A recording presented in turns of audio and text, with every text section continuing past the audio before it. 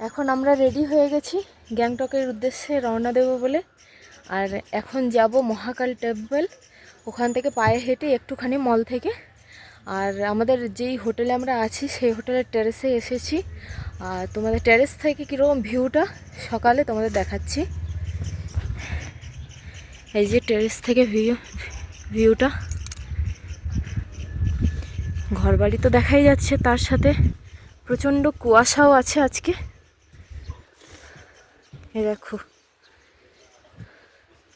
পুরো কুয়াশায় ঘেরা চারপাশটা। দূরে তো কিছু দেখাই যাচ্ছে না একেবারে, দেখো পুরোটাই সাদা হয়ে আছে।